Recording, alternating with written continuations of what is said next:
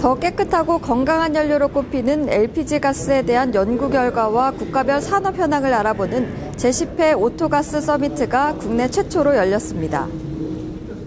20여 개국 LPG 산업 대표와 자동차 배출가스 전문가 등 총 300여 명이 참석한 가운데 진행된 이번 행사는 자동차 배출가스에 대한 세계적인 현황과 건강에 미치는 영향, 그리고 LPG 가스가 대기질에 미치는 긍정적인 영향에 대해 한국 시장과 LPG 기술을 중심으로 살펴보는 시간이 됐습니다. 기조연설에 나선 환경부 정연만 차관은 2014년 기준으로 한국은 자동차 등록 대수 2천만 대 시대에 접어들었다며 탄소 감축과 초미세먼지 등 환경적인 문제를 해결하기 위한 지혜를 모으는 자리가 되길 바란다고 말했습니다.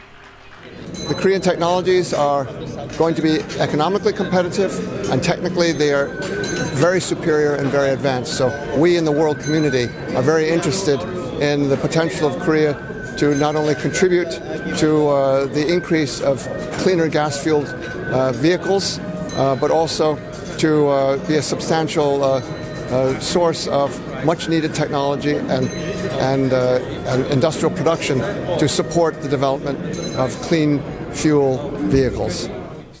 첫 번째 세션은 영국 킹스 칼리지 프랭크 켈리 교수의 발표로 시작됐는데요.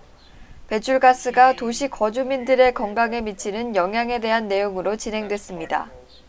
런던은 최근 자동차 배출 질소 산화물로 인한 대기오염 문제가 크게 대두되고 있는데 디젤 차로는 질소 산화물의 농도가 기준치를 충족시키지 못했다며 유로6 기준에 맞추기 위해서는 아직 갈 길이 멀다고 밝혔습니다.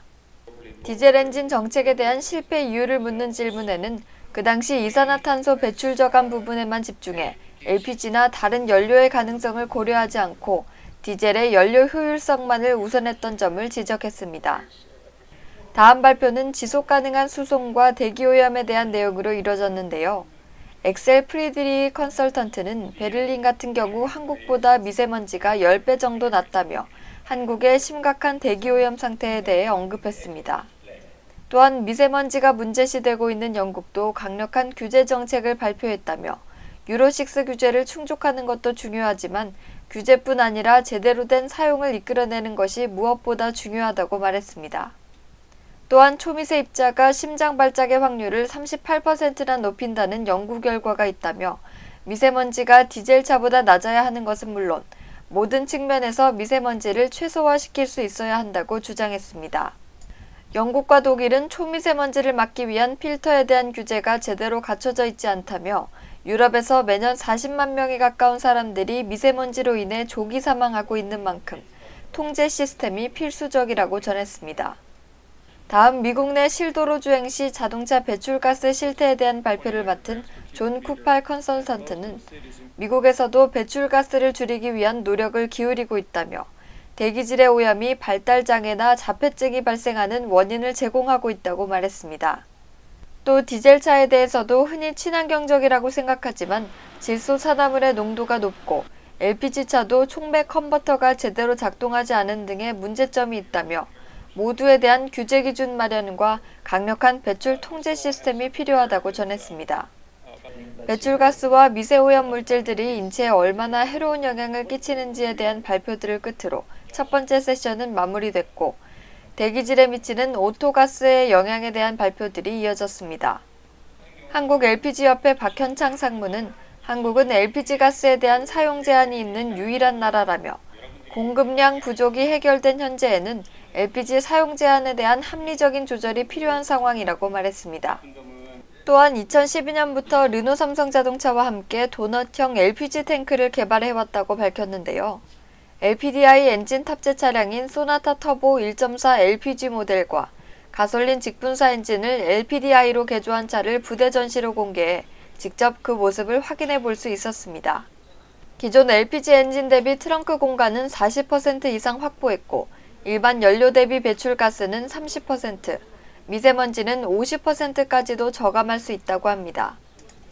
한국의 친환경 교통정책에 대한 발표에서 환경부 교통환경과 박연재 과장은 1980년대부터 교통환경관리정책을 도입해온 결과 과거에 비해 오염 수준이 많이 개선되긴 했지만 아직도 선진국에 비해서는 2배 정도 더 개선해야 할 여지가 있다고 말했습니다. 현재 환경부에서는 노후 경유차 배출가스 저감 사업과 유로3 이전 DPF 미부착차를 대상으로 노후 경유차 배출가스 저감 사업을 진행 중이라며 DPF를 부착하거나 LPG 엔진으로 개조 혹은 조기에 폐차하는 사업을 10여 년간 추진해 노후 경유차 82만 대를 해결했다고 전했습니다. 이외에도 친환경 자동차에 대한 인센티브를 제공하는 등 다양한 방법들을 모색하고 있다고 덧붙였습니다. LPDI 엔진의 개발을 비롯한 LPG 가스에 대한 기술적인 활용 방안에 대한 발표 후에는 마지막 3번째 세션이 진행됐는데요.